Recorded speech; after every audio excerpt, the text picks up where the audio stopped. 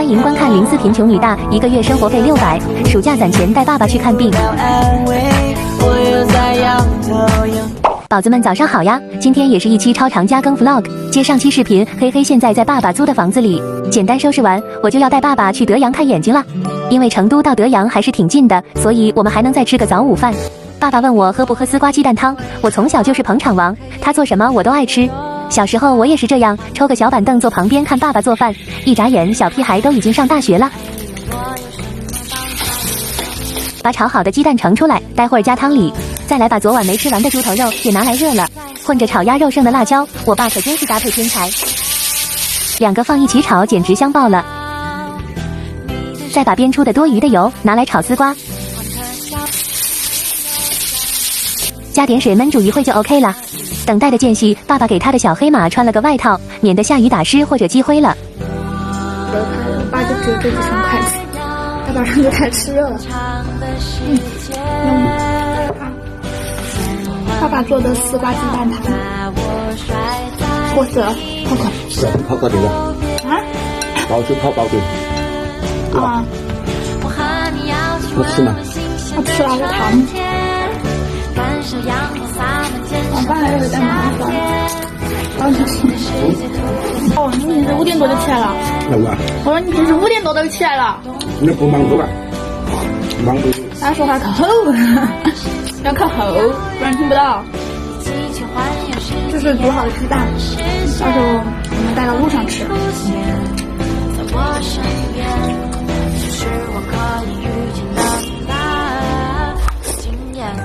因为成都前段时间下大雨，爸爸租的房子也进过水，担心走了万一又淹，就准备把一些重要的工具放床上。这些工地上干活的工具都是爸爸的小宝贝，他可舍不得他们进水，能放高点就高点，这样被打湿的概率会小点。听爸爸说，这些工具基本上都是他2手买来的，或者人家不要他拿去修了用的。工地上干活有时候需要自己带工具，没有这些可能就干不了活。现在来把冰箱垫高点，这是爸爸的大宝贝。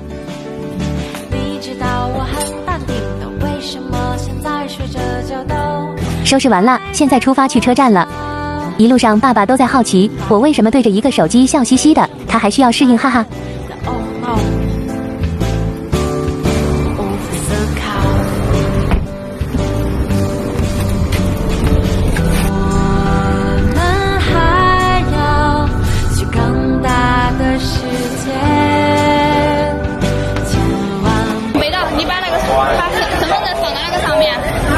把身份证放那个上头，放那个上头。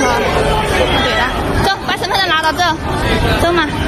各位现在的旅客，希望人少的地方端，大包小包，安全关注。人家就说的。各位现在的把那个包包取下来，收到这里。大包小包，安全。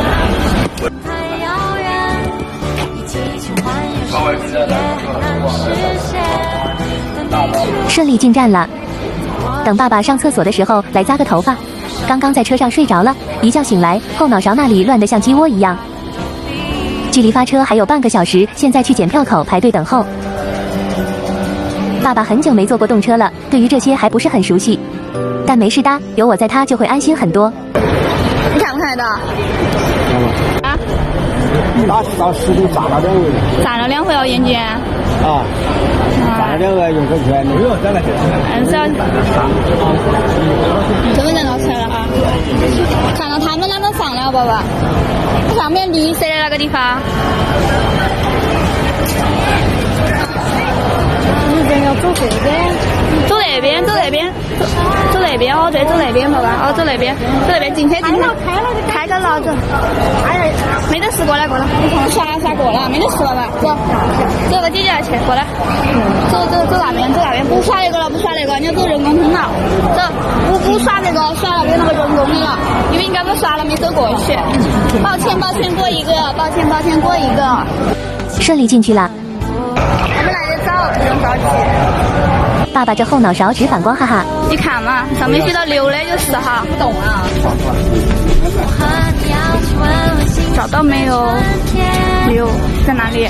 哦，对，坐进去。比较到吧？就是啊，给你挨到的。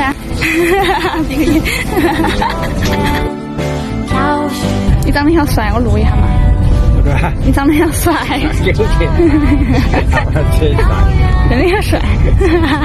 我就喜欢这样夸爸爸，他笑起来真的很好看。不知道他手机里有什么好看的，眼睛看不清了还一直盯着看。其实对于这趟行程我期待很久了，能攒到钱带他来看病我超开心，因为对我来说去医院不是坏事，没钱不能去医院才是最让我难受的，所以不管以后压力会有多大，我都会一直走下去。等会儿我喊你过，你就直接走过去行不？啊。因为19岁那年陪爸爸来过德阳看耳朵，所以对这里还是比较熟悉，下了车就直奔出租车去医院了。就是那个德阳生命医院院本部吧，我记得。路上和妈妈汇报一下情况，免得她在家里太过担忧了。妈妈就是有种魔力，我们家谁见她都会变得很高兴。又来了。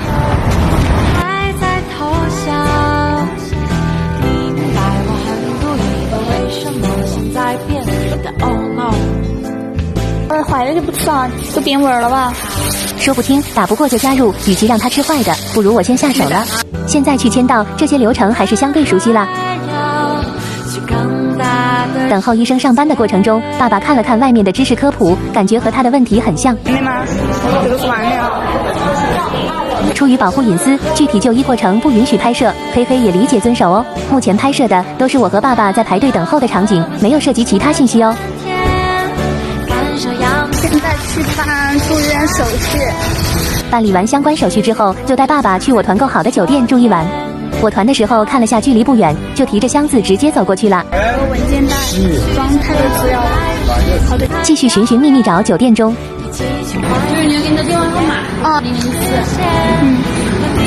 团的是一个双床房，可能因为我之前没怎么团过酒店，今天晚上还是蛮实惠的。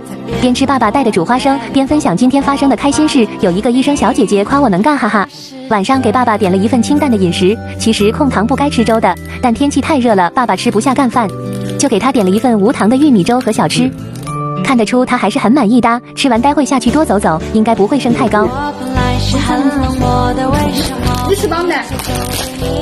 你吃饱没得？你没吃饱？你吃饱没得？你吓死我了！我说你吃那么大的稀饭，你不管。我晚上吃的是拼好饭的新疆炒米粉，没踩雷，好吃又便宜。晚上洗个澡刷个牙就准备休息了，感谢宝子们观看，大家晚安啦。